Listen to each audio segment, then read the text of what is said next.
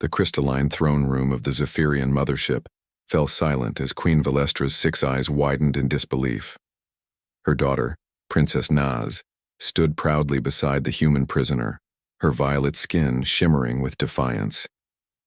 "Why does my daughter call you father, human?" The queen's voice echoed through the vast chamber, each word dripping with confusion and rage. William Chen straightened his shoulders despite the energy shackles binding his wrists. His weathered face showed no fear as he met the alien queen's gaze. "Because that's what I am to her, your majesty." The queen's serpentine tail lashed against the floor, creating sparks where it struck the metal. "Impossible. Naz is of royal Zephyrian blood. She is my heir, born of my essence in the sacred pools of Zarian Prime."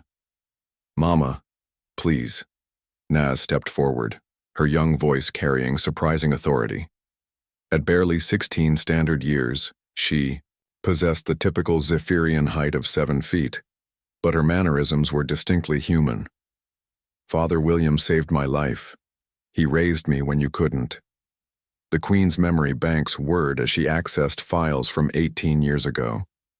The Great War between the Terran Federation and the Zephyrian Empire had been brutal, ending only when both sides faced extinction from the Void Plague. During the chaos, many young Zephyrians had been lost, including the transport crash on Kepler 442b, she whispered, her voice barely audible. William nodded grimly. "I was stationed there as a xenobiologist. Found your daughter's escape pod half buried in the ice. She was maybe 2 years old, dying from hypothermia and radiation poisoning. The medical bay was destroyed, but I had basic supplies in my research station. You should have contacted our embassy," the Queen hissed, though her anger seemed forced now. "With what?" William's laugh was bitter. The war had cut all communications. The plague was spreading through both our species. I spent 3 months just keeping her alive with improvised life support. Naz placed a protective hand on William's shoulder. "He fed me when he barely had food for himself. He taught me to walk, to speak, to read. He sang me to sleep when the storms were too loud." The Queen's composure cracked slightly. "But she needed specialized care. Zephyrian physiology requires specific nutrients, environmental conditions." "Which I learned," William interrupted. "Every night I studied your people's biology by candlelight. I synthesized supplements from local minerals. I built a humidity chamber from salvaged parts when her skin started cracking.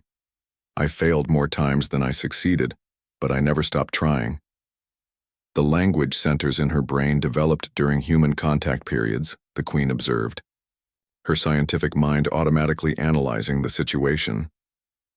"That explains her speech patterns." "Father taught me both languages," Naz said proudly. "He said I should know my heritage. He told me stories about the great Zephyrian warriors and the crystal cities of our homeworld. He made sure I knew who I was." William's voice softened. "I knew someday she'd want to find her real family. I prepared her for that day, even though," he paused, swallowing hard, "even though it meant losing her." The Queen studied this human who had defied every stereotype her species held about Terrans.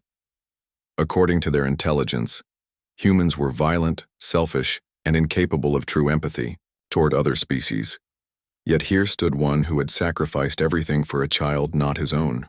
"The rescue teams found you 5 years later," she continued, accessing more files.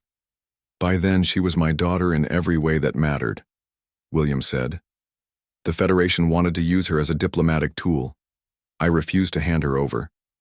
We disappeared into the outer colonies. Father gave up his career, his home, everything," Naz added, her voice thick with emotion. "When I got sick with Zarion fever, he sold his research equipment to buy medicine. When I wanted to learn traditional Zephyrian combat, he found masters to teach me, even though he could barely afford it." The Queen's tail had stopped lashing. "And now? Now she's old enough to make her own choices," William said simply. "When she decided to seek you out, I supported her decision, even when it meant walking into what I knew was probably a trap." "You knew we would capture you?" "I knew you'd want to understand how a human came to raise the lost princess. I knew you'd probably see me as a threat.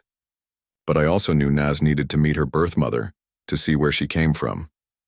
The queen rose from her throne, her towering form casting shadows across the chamber. For a moment, William tensed, expecting execution. Instead, she approached, slowly, her movements careful and deliberate. "Show me your memories," she said, extending a crystalline appendage toward his forehead. "Let me see what you saw." William didn't flinch as the queen's consciousness touched his mind. Through his memories, she experienced the sleepless nights caring for a sick alien child, the joy of her first words, the terror of nearly losing her to fever, the pride when she mastered her first combat form.